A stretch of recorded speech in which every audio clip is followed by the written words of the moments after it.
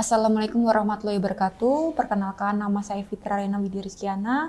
Saya adalah dosen dari Program Studi Akuntansi Fakultas Ekonomika dan Bisnis Universitas Negeri Semarang.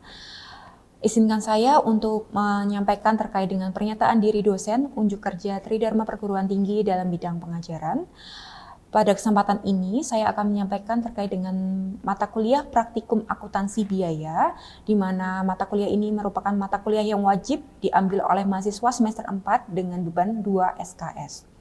Deskripsi dari mata kuliah ini diharapkan untuk mampu memberikan kesempatan pada mahasiswa untuk mempraktikkan konsep akuntansi biaya dalam mengidentifikasi biaya, menghitung harga pokok produksi untuk perusahaan manufaktur dengan metode harga pokok pesanan ataupun metode harga pokok proses, kemudian menghitung biaya bahan baku, biaya tenaga kerja, dan biaya overhead pabrik, serta mampu menemukan harga pokok produk bersama dan sampingan. Untuk capaian pembelajaran mata kuliah atau CPMK yang pertama mampu mendemonstrasikan pemahaman konsep akuntansi biaya dalam mengidentifikasi biaya dan menggolongkan pada golongan biaya yang sesuai.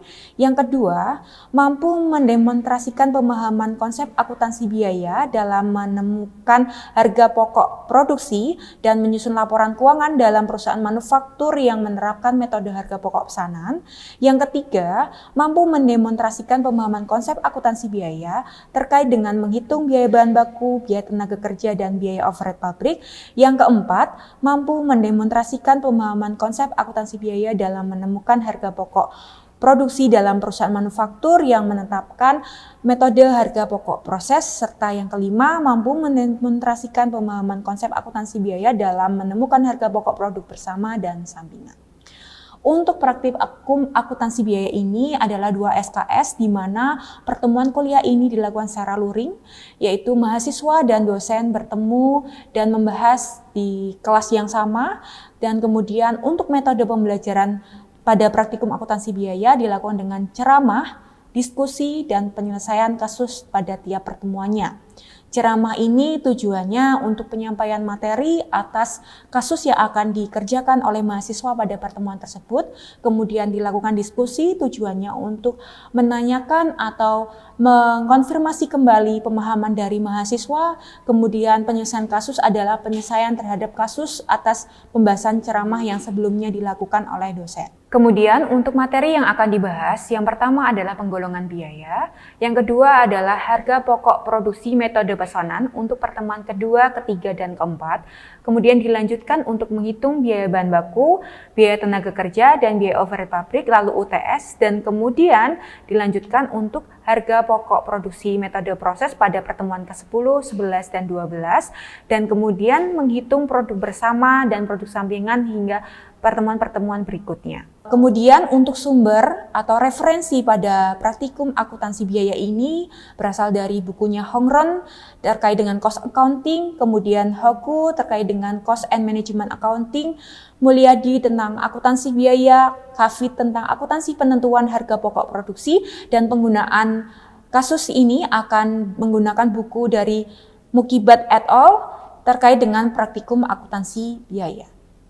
Lalu untuk penilaian dari mahasiswa itu ada terkait dengan 6 poin yang harus diperhatikan oleh mahasiswa selama pelaksanaan perkuliahan. Yang pertama adalah partisipatif, yaitu bernilai 30%, itu adalah terkait dengan keaktifan dari mahasiswa. Lalu kasus menilai 20%, yaitu kasus yang akan diberikan oleh dosen setiap akhir pertemuan, dan tugas sebesar 5% dari pekerjaan mahasiswa di setiap pertemuannya, dan kuis 5% setiap akhir pertemuan, serta UTS 20% serta UAS 20%.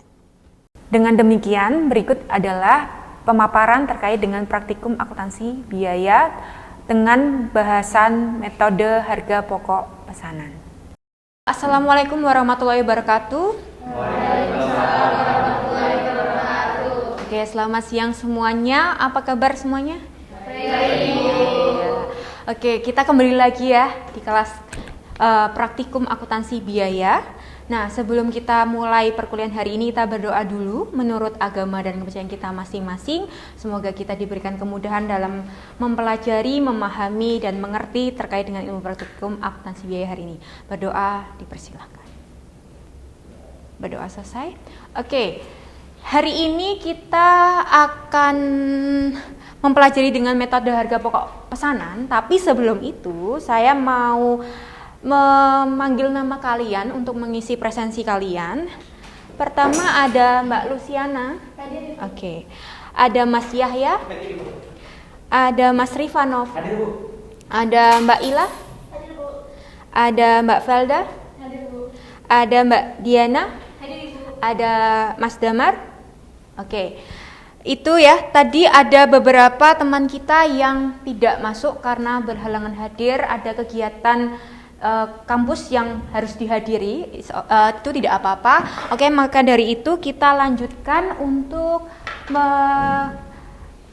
mengerjakan atau memahami pelajaran metode harga pokok pesanan. Nah, tapi sebelum teman-teman masuk ke bab 2 ini, kita harus mengulang lagi, mereview kembali materi yang pernah kita pelajari kemarin, minggu kemarin, untuk memahami materi yang akan kita pelajari hari ini. Oke. Nah, kemarin saya sudah menjelaskan ya teman-teman, biaya itu kan merupakan pengorbanan perusahaan untuk membeli suatu barang, di mana barang atau biaya barang atau jasa ataupun apapun yang dimiliki oleh perusahaan atau pengorbanan yang dilakukan perusahaan untuk bertujuan untuk kegiatan operasional perusahaan itu. Nah, kemarin ada penggolongan biaya ya. Ada berapa penggolongan biaya? Kemarin ada 4 ya teman-teman, bisa dilihat lagi, bisa di bab 1 ya, silakan dibuka. Variable cost sendiri itu apa sih teman-teman? Biaya yang bisa berubah. Biaya yang bisa berubah-ubah. Biaya yang berubah-ubah itu tergantung apa? Tergantung jumlah produksinya kita. Ya kan? Contohnya apa kemarin? Biaya bahan baku. Oke. Kemudian ada fixed cost. Apa itu? Biaya yang tidak berubah. Betul. Tadi adalah fixed cost itu adalah biaya yang selalu tetap. Artinya dia selalu keluar. Contohnya apa? Gaji buruh, betul Mbak Lucy. Gaji buruh atau gaji supervisor? Supervisor. Kalau gaji buruh itu apa? Variable cost ya, karena kalau gaji buruh itu kan dia tergantung dengan produk yang kita hasilkan. Oke. Nah, di dalam BTK, nah ini kaitannya dengan yang akan kita bahas nanti. BTK itu kan harus kita bagi jadi 2 ya. Ada biaya tenaga kerja langsung dan biaya tenaga kerja tidak langsung. Oke, sudah paham ya terkait dengan materi yang minggu lalu kita pelajari dan bahas? Kita akan membahas atau mempelajari terkait dengan metode harga pokok pesanan. Tujuan pembelajaran kita, jadi di dalam materi kita hari ini diharapkan teman-teman itu mampu memahami proses perhitungan dari harga pokok produksi suatu perusahaan yang menerapkan metode harga pokok pesanan.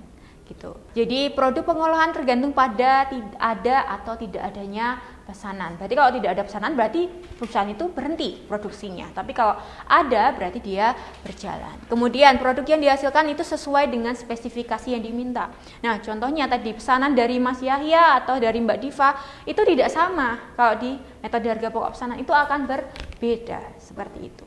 Kemudian proses produksi yang dilakukan bukan memenuhi persediaan barang jadi, tapi hanya memenuhi dari pelanggan. Dan bedanya ketika metode harga pokok pesanan tadi teman-teman sudah pintar sekali ya, bisa membedakan bahwa di dalam pesanan itu sudah ada yang dimasuk ke direct cost dan indirect cost. Direct cost itu yang langsung berkaitan dengan produk, tadi ada bahan baku, ya kan? Kemudian ada biaya tenaga kerja langsung. Tapi kalau yang tidak langsung apa? BOP, dan di BOP itu ada terdiri dari apa? Bahan penolong dan biaya tenaga kerja tidak langsung. Oke, kemudian kalau biaya produksi yang langsung itu akan dihitung berdasarkan biaya sesungguhnya, betul Mbak Lucy. Kemudian kalau yang tidak langsung berdasarkan tarif, betul Mbak Tantri. Oke. Oke, nah teman-teman itu adalah intro atau pengenalan kembali di mana kalian teman-teman sudah pernah mempelajari praktik akuntansi biaya. Nah, saat ini kan teman-teman berpraktik atas ilmu yang teman-teman sudah pelajari di semester sebelumnya dan saya mereview ulang. Nah, di dalam buku kertas kerja kalian itu ada kartu pesanan, di mana kartu pesanan modelnya seperti ini ya. Ini kartu persediaan dulu. Kartu persediaan itu adalah permulaan teman-teman ketika menganalisis suatu transaksi, apakah ada persediaan masuk, apakah ada persediaan yang dipakai, itu berapa. Nah, itu nanti teman-teman akan buat di dalam kartu persediaan.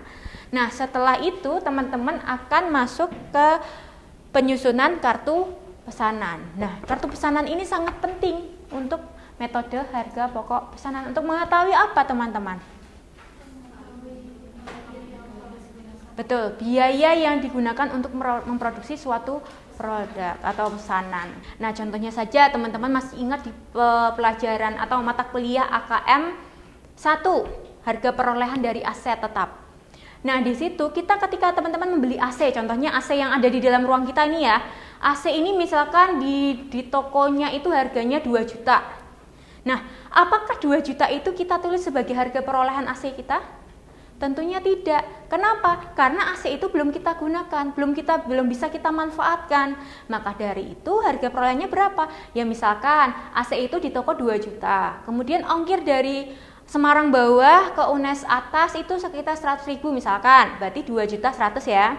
Nah, kemudian ada tukang kan? Kita nggak bisa kan masa ya kan, kita nggak mungkin kita memasang sendiri kan. Nah, kita butuh tukang. Misalkan tukangnya itu adalah 200. Berarti tadi berapa? 2 juta 300. Oke. Kemudian ternyata kita butuh listrik kabel lagi, tambahan kabel. Misalnya tambahan kabelnya 50.000 berarti 2 juta 350.000. Nah, 2 juta 350.000 itulah yang akan masuk sebagai harga perolehan dari aset tetap berupa AC. Nah, begitu pula dengan produk kalian, biaya kalian. Karena biaya kalian misalkan harganya bahan baku kain misalkan. Kain di toko kainnya 50.000. Nah, 50.000 kan masih ada di toko kain itu, belum sampai ke perusahaan kalian, yaitu ada ongkirnya kan. Nah, ada ongkirnya itulah masukkan ke dalam harga pokok dari kainnya itu tuh juga. Seperti itu. Oke, Mbak Diva, ada yang lain mau yang baru bertanya terkait untuk pengerjaannya? Untuk yang kartu pesanan atau kartu pesanan, teman-teman bisa dilihat buku praktikumnya, jangan lupa ya, buku kasusnya, teman-teman bisa melihat kasusnya itu dan di situ ada kebijakannya, jangan lupa untuk dicermati ya teman-teman ya. Ketika teman-teman mengerjakan, jangan lupa untuk dicermati bahwa ada di halaman berapa untuk CV kebijakan akuntansinya 10 ya. Itu ada untuk penentuan berapa biaya bahan baku, berapa biaya tenaga kerja, dan untuk biaya overhead pabrik. Oke, ada pertanyaan sampai sini? Tidak ada? Oke, kalau tidak ada, silakan dicoba untuk dikerjakan. Nanti kalau ada yang ingin ditanyakan, silakan bertanya, oke?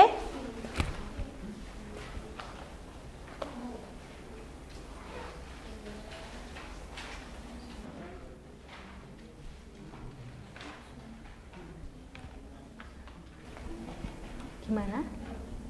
Ada yang mau ditanyakan? Belum. Oke.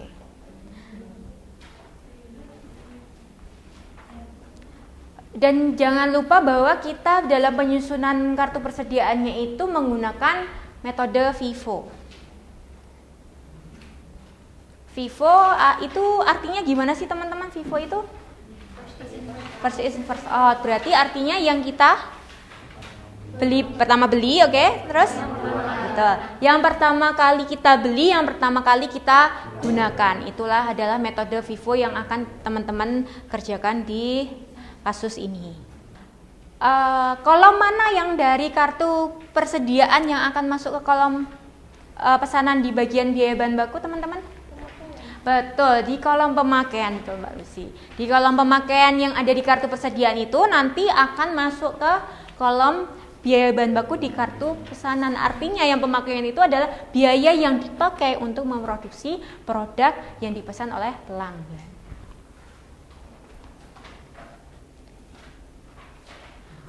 Oke, sudah selesai? Sudah? Oke, ada yang mau menguraikan atau menjawab? Kita proses pencocokan ya, jadi ada yang mau menyebutkan jawabannya di depan? Kartu persediaan dulu. Siapa yang mau coba di depan? Mbak Tantri mau mencoba? Ya, enggak, di yang terakhir aja langsung ke saldo akhir. Ada yang mau mencoba? Oke? Iya, langsung maju.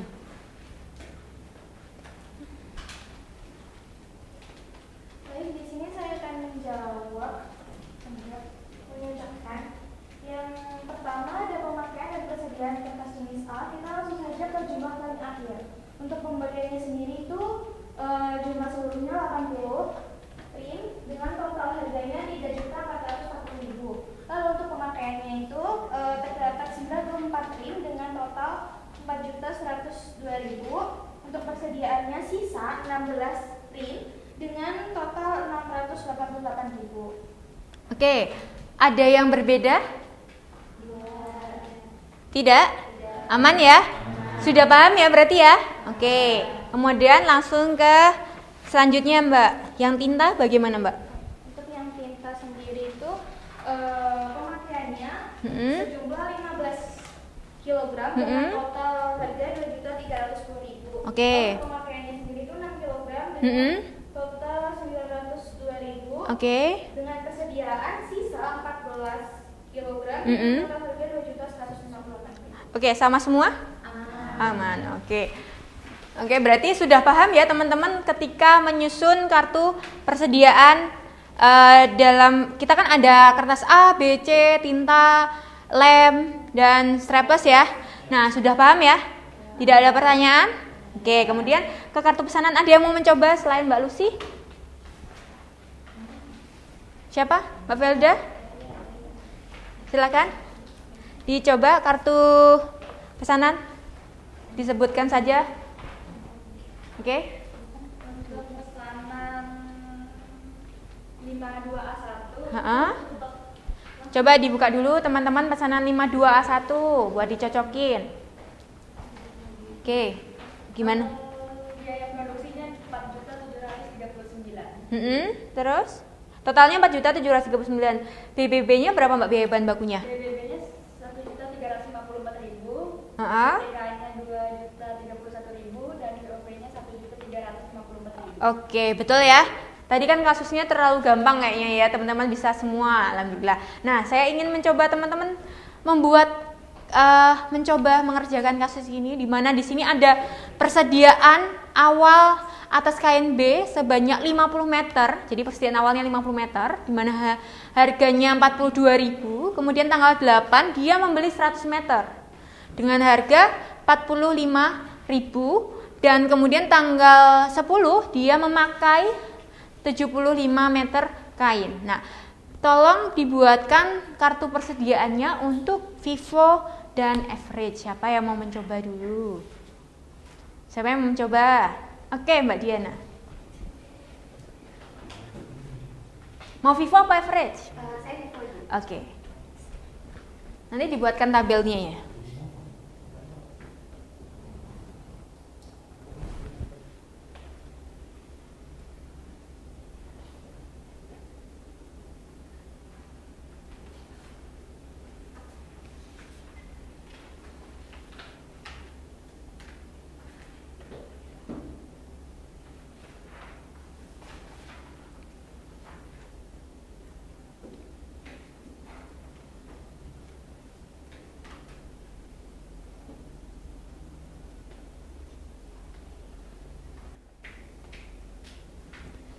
Dipakainya tanggal 10 Mei.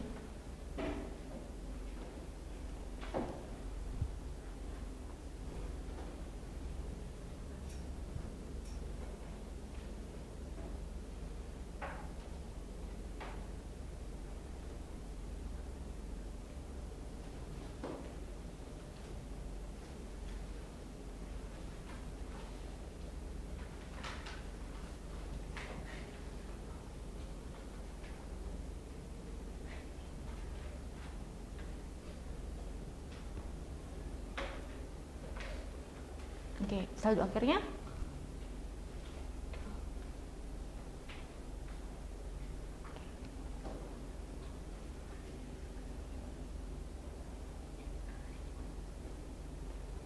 pakai kalkulator pinjam temannya.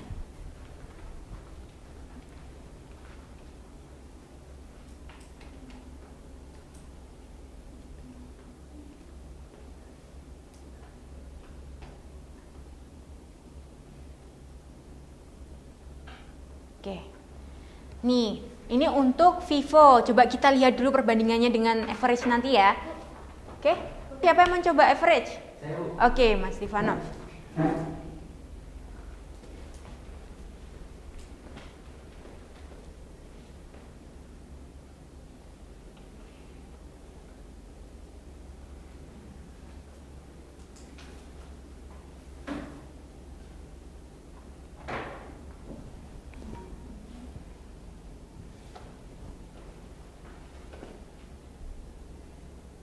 Oke, terima kasih Mas Rifanov. Oke, ini teman-teman, kita bisa melihat di papan tulis ya. Ini ada kasus yang sama, tapi dengan menggunakan metode yang berbeda ya.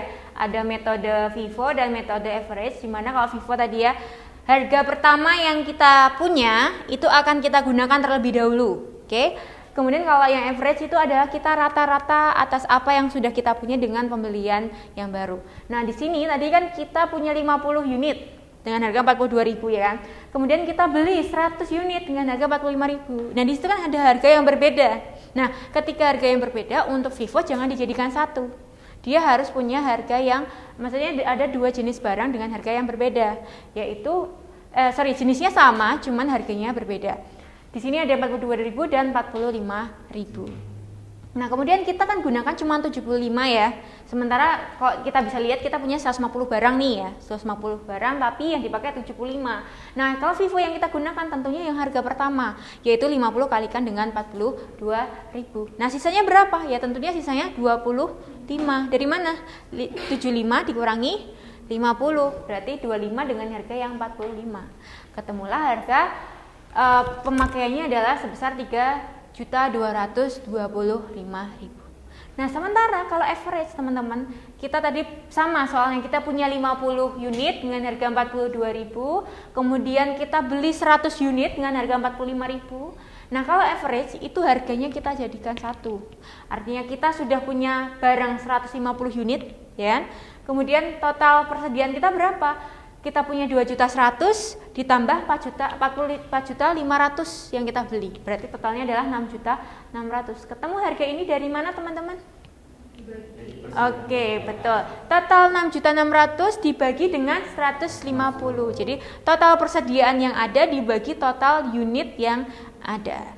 Oke, ketemulah 44.000. Sehingga ketika kita menjual 75 unit ya 75 dengan harga yang satu saja, karena kita cuma punya harga satu saja, yaitu 44.000. Oke, paham ya? Itu untuk perbedaan Vivo dan average. Teman-teman, ini adalah kuis kita. Silakan nanti teman-teman masuk ke dalam Kahoot ya. Atau kalian silakan scan barcode-nya, ketik nama kalian dan teman-teman bisa mulai mengerjakan. Sudah mulai masuk semua? Sudah? Sudah. Oke, kalau sudah saya akan mulai ya, start ya. Siap? Jawabannya ada di layar HP kalian. Untuk menjawabnya. 9 orang menjawab betul. Oke, kemudian next dulu ya, sebentar. Siap? Oke, Velda yang pertama ya. Oke, cepet-cepetan karena ini ya, walaupun benar tapi ini adalah tercepatnya. Oke, next. Dokumen yang digunakan untuk mencatat BBB, BTK, BOP. Oke, C, kartu harga pokok pesanan. Ada 9 orang yang menjawab. Yang tercepat siapa ini? Oke, coba kita lihat.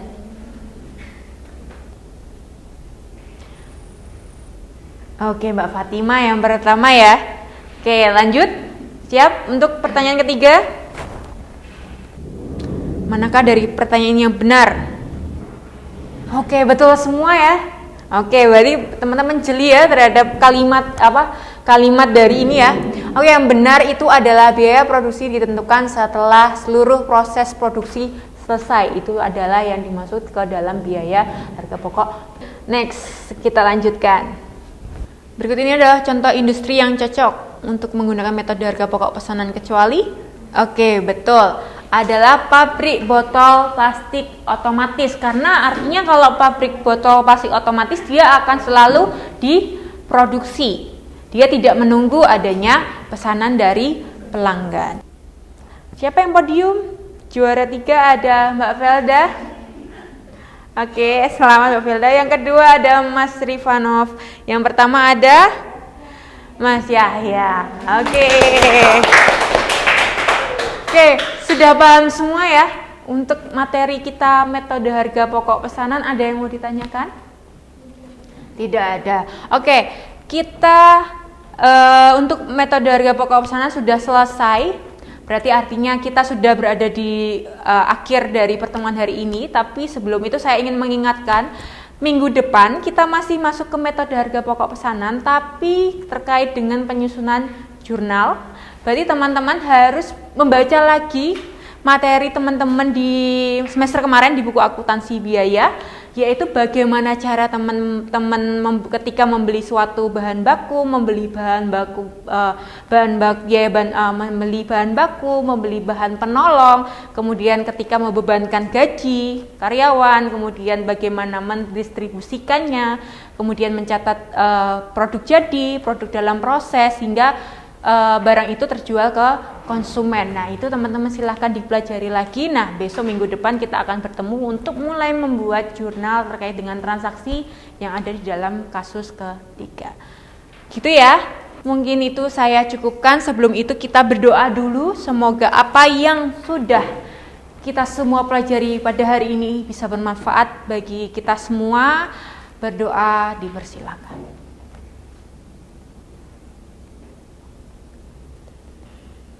Berdoa selesai. Terima kasih teman-teman. Silakan belajar lagi, dipahami lagi apa yang tadi mungkin masih belum dipahami. Silakan dipahami kembali dan jangan lupa belajar untuk pertemuan berikutnya. Gitu ya, pertemuan minggu ke depan terkait dengan metode harga pokok pesanan, terkait dengan penjurnalan dari transaksi yang akan kita buat. Gitu, oke? Cukup sekian dari saya, mohon maaf apabila dalam tutur kata ketika saya menjelaskan atau menerangkan atau apapun selama jam pelajaran kita terkait dengan praktikum akuntansi biaya, mohon dimaafkan. Terima kasih. Wassalamualaikum warahmatullahi wabarakatuh. Sama-sama.